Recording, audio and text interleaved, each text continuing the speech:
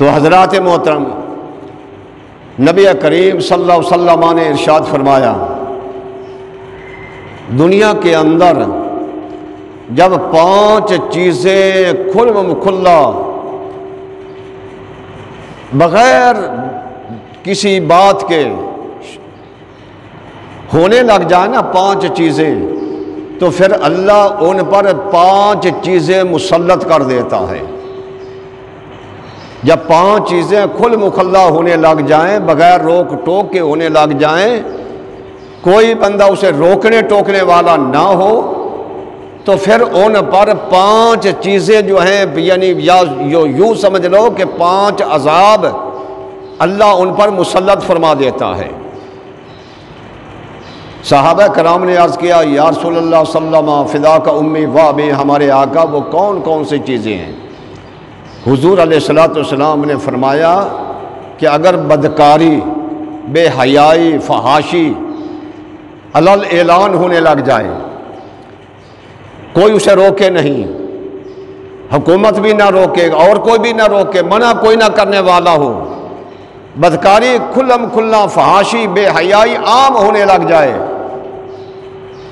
تو ان پر حضور فرماتے ہیں اللہ وباؤں کو، مصیبتوں کو مسلط فرما دیتا ہے، بیماریوں کو مسلط فرما دیتا ہے۔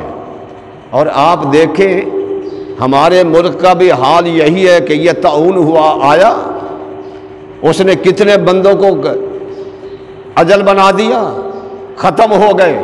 کیوں؟ بدکاری عام ہو رہی ہے، حکمران ایسے مل گئے ہیں، ملے تھے جو فحاشی اور بدکاری کو عروج دیتے تھے، سپورٹ کرتے تھے، تو اللہ نے اس وبا کو بھیج دیا، اس بیماری کو بھیج دیا۔ اور اسی طرح آج جو ہے کینسر کی بیماری ہو گئی، شوگر کی بیماری ہو گئی، ہارٹ پریشر کی بیماری ہو گئی، اس کے علاوہ اور بیماری ہوگی۔ اب یہ بیماریاں کی ہیں، ہمارا اعمال جو ہم نے کمایا ہوا ہے وہ ہمارے سامنے آتا ہے۔ من عمل صالحا فلنفسہ ومن اساء فعلیہا وما ربک بظلام للعبید۔ رب فرماتا ہے کہ جو بندہ اچھا کرتا ہے وہ اپنے لیے کرتا ہے، اور جو برا کرتا ہے وہ بھی اپنے لیے برا کرتا ہے۔ اللہ کسی اپنے بندے پر ظلم نہیں فرماتا، رب کسی کو تنگ نہیں کرتا، خود ہی بندہ اپنے آپ کو تنگ کرتا ہے، مصیبت کو اندر گھیر لیتا ہے۔ کیوں؟ جب اس کے اعمال گندے ہو جاتے ہیں تو پھر اس پر مصیبتیں آ جاتی ہیں۔ تو فرمایا کہ جب کھلا مکھلا بدکاری، فحاشی، بے حیائی عام ہو جائے تو اللہ ان پر مصیبتیں نازل فرما دیتا ہے، طاعون فرما دیتا ہے۔ اس کے علاوہ یا کرونا آ گیا، کسی اور بیماری میں مبتلا ہو گیا، ان کو بیماریوں کے اندر خدا مبتلا فرما دیتا ہے۔ ایک بات تو یہ ہے، اور دوسری بات حضور نے فرمایا کہ جب ناپ تول کے اندر لوگ کمی بیشی کرنے لگ جائیں، یعنی ناپ کے لیے اس میں بھی ہیرا پھیری ڈنڈی مار لیں، تول کے اندر بھی ڈنڈی مار لیں، تو پھر کیا ہوتا؟ رب ان کو تنگ دست کر دیتا ہے، تنگ دستی ان کے اندر آ جاتی ہے، کات سالی پہ جاتی ہے، اور ان پر رب ظالم حاکم مسلط کر دیتا ہے۔ اور اگر دیکھا جائے آج کل یہ بیماری بھی عام ہمارے اندر، ان پاکستانی عوام کے اندر موجود ہے، ناپ تول کے اندر کمی بیشی، یعنی کہ دیں گے پورا نہیں تول کر دیں گے، کسی کو ناپیں گے پورا نہیں دوں۔ اور خصوصاً آج کل پٹرول جو بہت مہنگا جو ہو گیا ہے آپ جانتے ہیں، لیکن پھر بھی ایسے پٹرول پمپ ہیں جو پورا آپ کو نہیں دیں گے، پیسے پورے لے لیں گے۔ اسی طرح بعض کپڑے کی دکانیں ہیں جہاں دھوکہ کرتے ہیں۔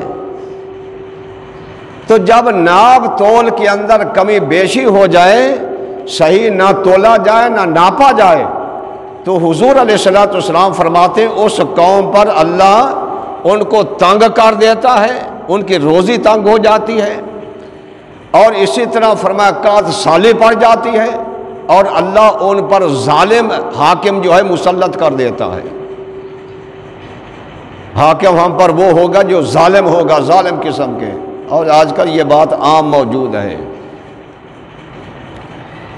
پھر نبی کریم صلی اللہ علیہ وسلم نے ارشاد فرمایا، تیسری بات یہ ہے کہ اگر لوگ زکوٰۃ دینا بند ہو جائیں، زکوٰۃ نہ دیں اپنے مال سے، جب زکوٰۃ دینا بند ہو جاتے ہیں تو اللہ تعالیٰ ان پر بارشیں بند کر دیتا ہے۔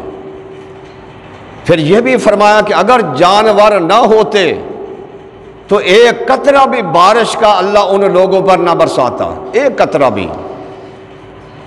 اگر جانور نہ ہوتے، جانوروں اور پرندوں کی وجہ سے اللہ بارش نازل فرما دیتا ہے، ورنہ ایسے لوگوں پر ایک قطرہ بھی بارش کا نازل نہ ہو کہ جو زکوٰۃ دینا بند کر دیتے ہیں۔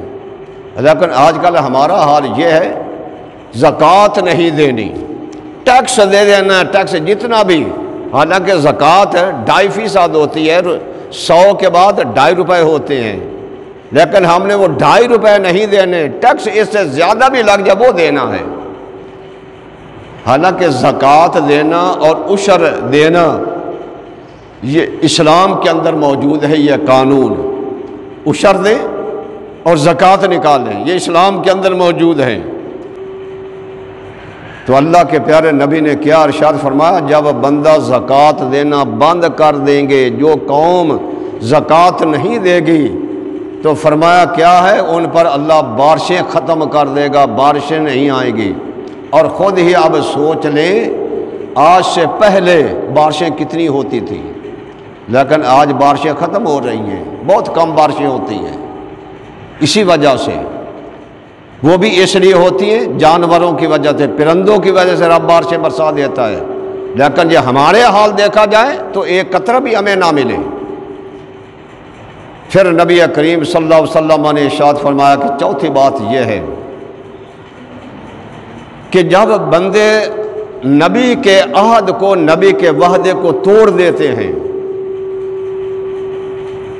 حضور علیہ الصلوۃ والسلام کے فرمان کی کوئی پاس خاطری نہیں کرتے، پاسداری نہیں کرتے، اللہ کے نبی کے فرمان کی پرواہ ہی نہیں کرتے، پھر کیا ہوتا ہے، ان پر عذاب یہ ہوتا ہے کہ رب دشمنوں کو ان پر مسلط کر دیتا ہے، دشمن ان پر مسلط ہو جاتے ہیں۔